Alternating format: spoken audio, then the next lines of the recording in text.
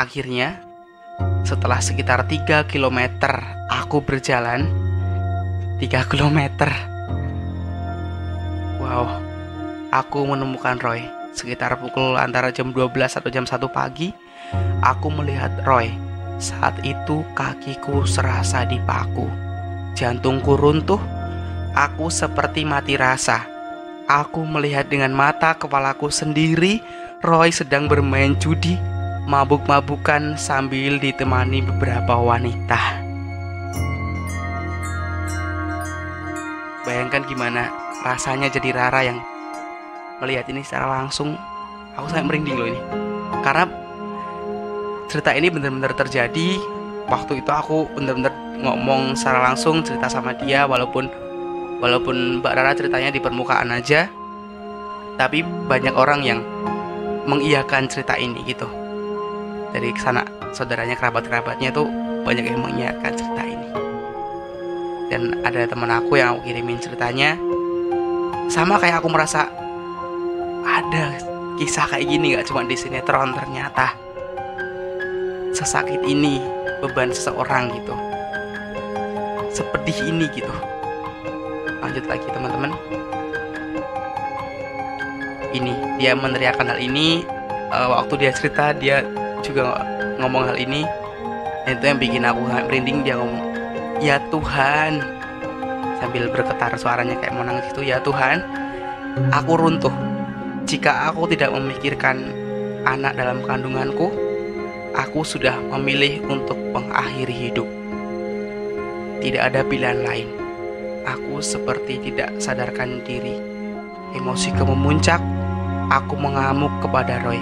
Entah, aku seperti hilang kendali sambil menangis. Aku memukuli Roy di tempat terkutuk itu."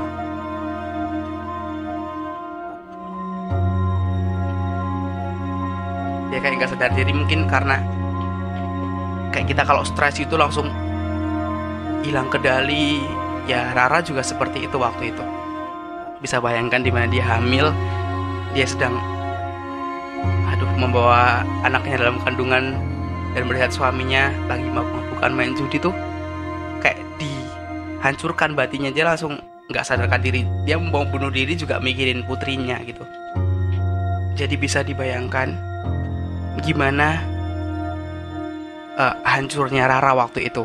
Dia melihat dia sedang mengandung 7 bulan, anaknya bersama Roy, terus melihat suaminya judi ditemani wanita-wanita. Mungkin belum tentu itu wanita nakal atau maaf pelacur, tapi bisa jadi yang dipikirkan Rara waktu itu, ya mereka pasti cewek nakal. Kenapa dia judi dan mabuk-mabukan di situ? Kalau dia menghantami Roy sambil tidak sadarkan diri sampai pingsan. Dia juga mau bunuh diri, memikirkan anak di dalam kandungannya gitu. Makanya dia nggak ada pilihan lain selain mengamuk gitu. Sampai aku tidak sadarkan diri. Dan dia memukuli sampai nggak sadar diri. Dan tiba-tiba aku sadar saat pagi, tanpa Roy, hanya ibu mertuaku yang memijat kakiku. Dia mempunyai ibu mertua yang baik, tapi suaminya sangat jahat padanya. Singkat cerita, bayiku lahir dengan normal. Seorang bayi perempuan yang cantik memandangku sebagai ibu sekaligus menguatkanku akan semua cobaan ini. Jadi sangat sayang Rara sama anaknya. Dia melihat anaknya lahir dan merasa dia dilegakan oleh anaknya. Walaupun bebannya tidak berakhir, tapi dia merasa lega, merasa bahagia karena menjadi seorang ibu, menimang seorang anak gitu. Setiap hari aku jalani dengan sangat bahagia bersama putriku. Walau juga banyak duka yang aku dapat dari ayahnya, Roy tetap seperti itu dengan segala kelakuan gelapnya di luar sana yang aku sudah lelah untuk pikirkan. Jadi Rara udah capek buat peduli sama Rara, udah gak mau peduli lagi sama Roy. Aku mencoba bertahan sampai 2 tahun umur anakku. Aku kira saat anakku sudah besar, Roy akan sadar. Tapi ternyata tidak. Jadi kalau di orang Jawa tuh ada ngomong kalau kowe dadi wong tua sing jahat, engko lek anakmu wis gede kowe isin didelok anakmu. Nah, jadi kalau anakmu sudah besar, kamu nanti malu dilihat anakmu kalau kamu masih berbuat hal-hal yang tidak baik gitu. Tapi ternyata Roy nggak berubah, dia tetap seperti itu gitu. Dengan tekad yang bulat, aku memutuskan untuk bercerai dengan Roy. Saat itu Roy tidak mengizinkan. Dia tidak ingin kehilangan aku dan dia berjanji akan berubah. Tapi aku sudah sangat lelah. Saat itu orang tua Roy juga tidak merelakanku. Tapi tekadku sudah sangat bulat. Roy tetap bersikeras untuk tidak bercerai dengan aku. Aku lemah, dan karena kelemahan itu, aku memutuskan untuk datang ke keluargaku, ke keluarga besar, dengan semua rasa malu dan penyesalan ini. Aku meminta bantuan mereka, dan aku sangat bersyukur mereka masih mau menerima dan membantuku. Dengan bantuan segenap keluargaku, aku dan Roy bercerai secara sah. Dia pulang lagi, dan bersyukurnya keluarga Rara masih mau menerima Rara untuk kembali, masih mau bantu Rara untuk bercerai dengan Roy gitu. Karena kalau sendiri Rara merasa takut lagi kalau akan dilukai sama Roy, karena dia ancam sama Roy, makanya dia butuh kekuatan, dia butuh power dari keluarga besarnya. Ya ngomong di sini, begini lebih tenang hidup berdua bersama putri kesayanganku. Setelah bercerai, aku bekerja apa saja yang bisa menghidupi kami berdua. Ini yang sempat bikin aku, wow, seorang ibu gitu.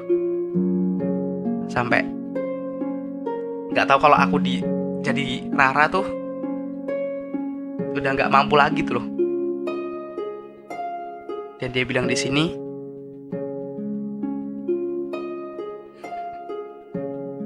setelah bercerai, aku bekerja apa saja yang bisa menghidupi kami berdua, walau aku masih tinggal bersama orang tuaku.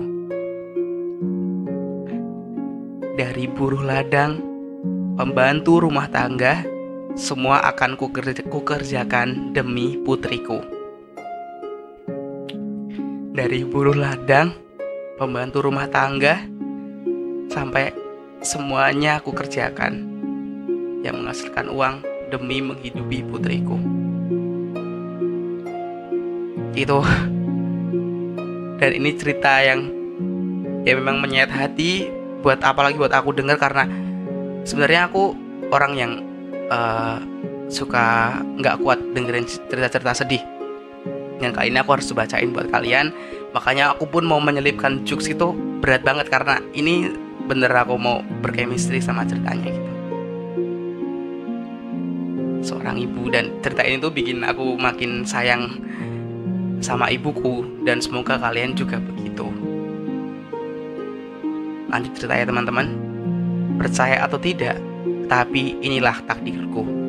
Setelah 1 tahun aku bercerai dengan Roy, Rido, ingat Rido, mantannya dia waktu SMA, waktu SMA, datang ke rumahku. Entah tahu dari mana, Rido mengetahui aku dan Roy bercerai.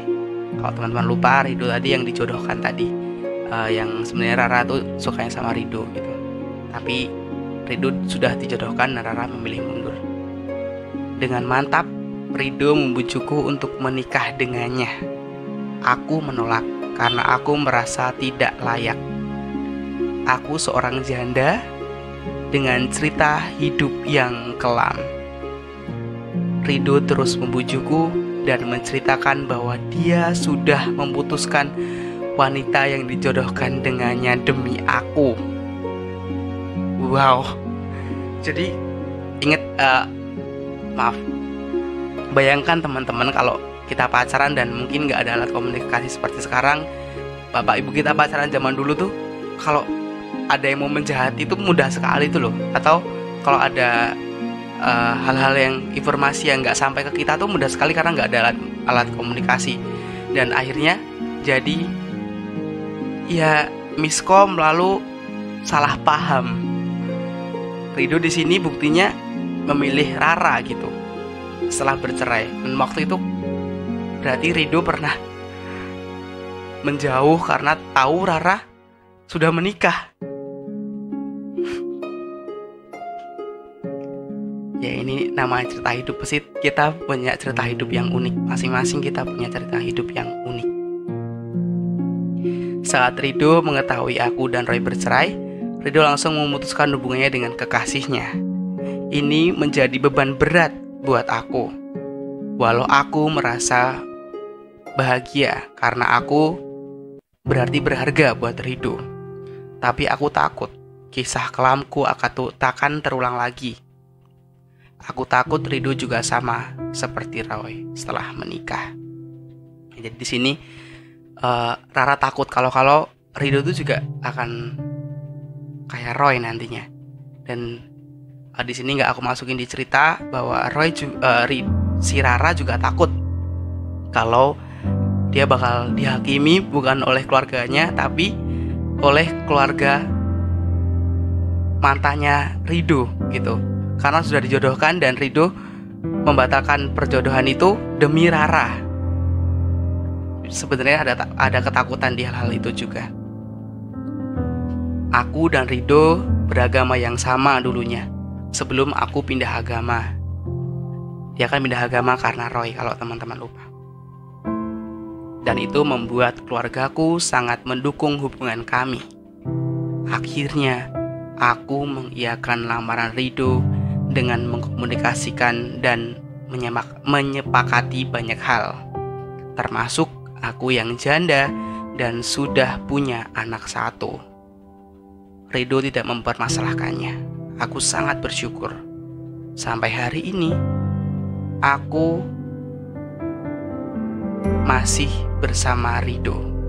Ya teman-teman, sampai detik ini Rara bersama Rido sudah menikah dan hidup bersama. Dia baik dan bertanggung jawab. Aku sudah pindah agama ke agamaku yang semula semenjak menikah dengan Rido. Sekarang kami punya 2 orang anak. 1 putri yang aku bawa dari pernikahan sebelumnya dan 1 putra dari pernikahanku bersama Rido. Selesai. Dan itu ceritanya teman-teman. Teman-teman bisa lihat gimana ada cerita yang kayak gitu di dunia ini yang semenyayat hati itu kalau aku ceritakan secara mendetail karena aku belum tahu informasinya yang lebih. Karena teman-teman maklumi bahwa kadang-kadang orang yang sudah bukan generasi milenial lagi kalau bercerita ya kurang jelas. Dan aku harus pokoknya apa nih, terus intinya apa ya mbak, aku harus tanya semuanya. Walaupun banyak yang tertinggal, aku masih tahu banyak yang tertinggal di sini, masih banyak kekurangannya. Dan kalau teman-teman ada yang mau request atau pingin nih baik cerita yang lebih dong atau selanjutnya bagaimana, aku setuju aja. Karena kalau ada yang tertarik sama cerita ini aku setuju, karena aku juga tertarik sama kehidupannya Mbak Rara ini. Dan menurutku kisahnya dia sangat layak untuk diangkat. Kisah hidupnya dia tuh keren. Ya menyakitkan, dia hamil harus sepi berjalan malam-malam jauh untuk menemui suaminya yang ternyata judi, mabuk-mabukan. Dia bertahan karena dia mencintai seorang laki-laki, lalu dia merasa cintanya terhianati dan dia bertemu dengan kekasih lamanya. Wow, itu cerita yang menurutku keren banget loh. Dan sempet aku ceritain ini ke temanku, aku ceritain ke dia dan dia sama kayak aku ngerasanya. Wow, ada cerita kayak gini di dunia ini. Tapi aku percaya bahwa semua orang punya kisah uniknya masing-masing yang setiap orang kadang-kadang nggak punya, dan hanya orang itu yang punya, termasuk aku atau kalian yang lagi nonton video ini. Oke teman-teman, gitu aja. Kalau ada yang mau request lagi atau mau cerita tentang pengalamannya atau apapun, boleh langsung DM aku bakal cantumin IG ku di deskripsi. Emailku juga ada di deskripsi, silahkan kalau mau cerita gitu. Kalau ada yang mau subscribe, silahkan subscribe, dukung channel ini supaya aku lebih semangat lagi tuh bikin video yang lebih luar biasa, angkat cerita-cerita angkat topik-topik yang menarik buat menghibur kalian semua, buat kita belajar bareng. Minta maaf kalau banyak kesalahan atau kurangnya di video ini. Dan kalau mau subscribe, dihidupin tombol loncengnya biar kalau ada video baru kalian gak ketinggalan. Kayak gitu teman-teman. Sampai jumpa di ngonci selanjutnya. Tetap dukung channel ini. Oke. Dan maaf kalau udah bikin kalian bersedih dengan cerita ini. Semoga banyak yang kita pelajarin dari ceritanya. Buat memilih hal-hal apapun harus dengan pikiran yang kokoh, harus dengan pikiran yang jernih, pertimbangan yang matang. Ada orang tua, kalau masih ada orang tua disyukuri, dengarkan saran-sarannya, dengarkan saran orang lain dan sebagainya. Itu teman-teman. Dan see you.